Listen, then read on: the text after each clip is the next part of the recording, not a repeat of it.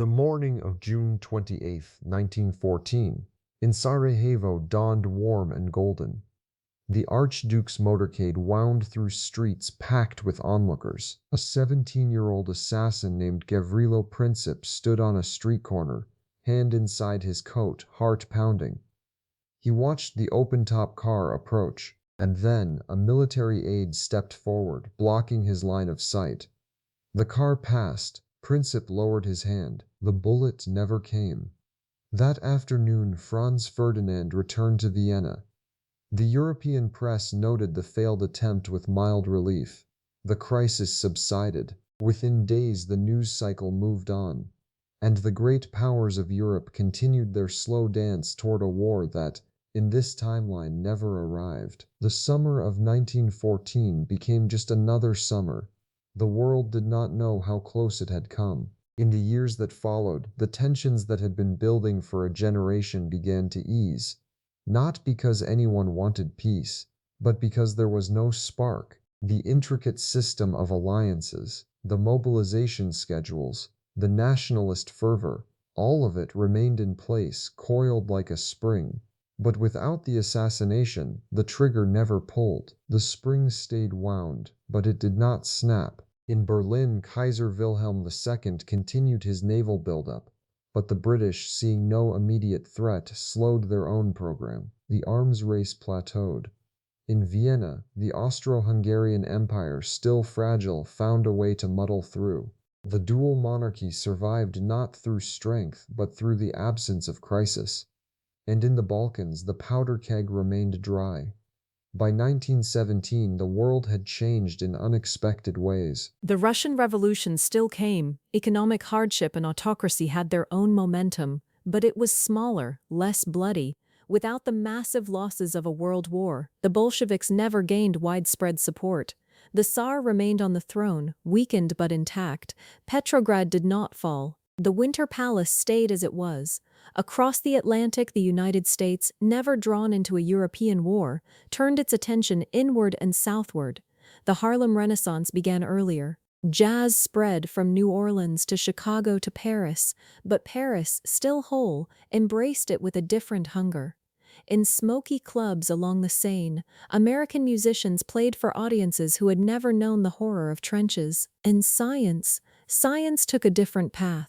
Without the rush of wartime innovation, radar and jet engines developed more slowly, but medicine surged. The Spanish flu pandemic of 1918 still struck, but without the mass troop movements that had spread it so rapidly, it claimed fewer lives.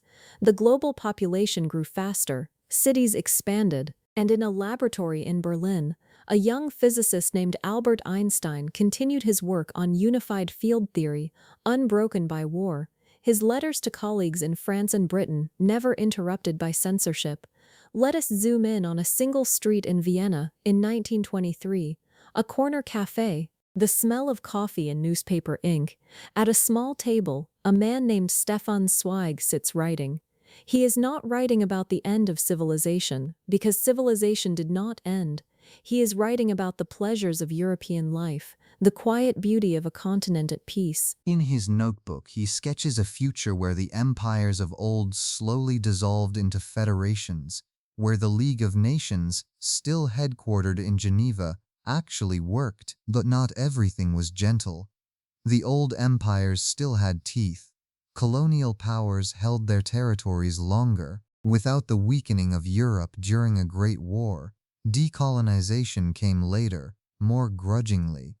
In Africa, the borders drawn in Berlin in 1885 remained frozen. The tensions that would later erupt into conflict were still there, buried deep. In 1933, a struggling artist named Adolf Hitler, denied the chaos of post-war Germany to feed on, remained in obscurity. He published a few pamphlets, then faded from public life. The beer hall putsch never happened.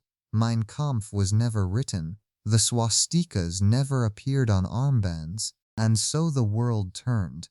In the 1940s, without the Great War, the Great Depression of the 1930s was milder. The New Deal still happened, but differently. In this timeline, Franklin Delano Roosevelt spent his presidency focused on infrastructure and labor reforms. The Brooklyn Bridge got a companion bridge. The Tennessee Valley Authority lit up Appalachia. The Hoover Dam was completed on schedule, a monument to human ambition, not wartime desperation. By the 1950s, the world had reached a strange equilibrium. The great powers still clashed over trade, over colonies, over ideology. But they did not fight. Not big wars. The Russian Empire and the German Empire remained wary neighbors, each with rival alliances. But the killing stayed small. The entire 20th century, in this world, had fewer soldiers buried than in our own 19th. In a small town in the American Midwest, a boy named James sits with his father on the front porch, listening to a radio broadcast. The voice is smooth, confident. The announcer is reading the news, a diplomatic breakthrough in the Balkans, a new treaty reducing tariffs, a joint expedition to the moon. The boy looks at his father. "Did there used to be wars?" he asks. His father smiles, takes a long drag of his pipe. "Small ones," he says, "but we learned. That is the world without the shot. The empires did not fall overnight. The old structures remained. The Habsburgs still ruled in Vienna, the Hohenzollerns in Berlin, the Romanovs in St. Petersburg. But the weight of history pressed down.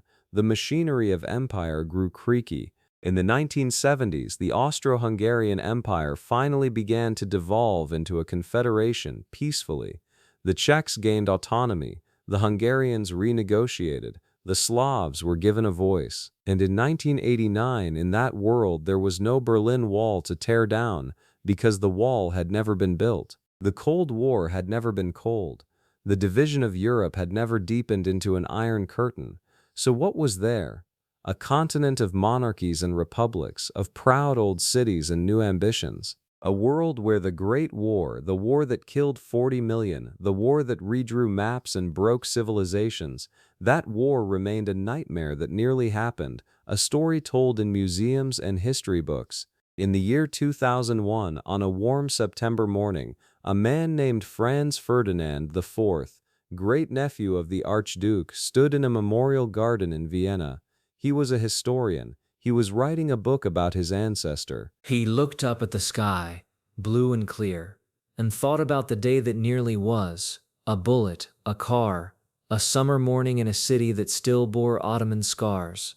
But the bullet never came, and history opened a different door. If you enjoy exploring these alternate timelines, subscribe.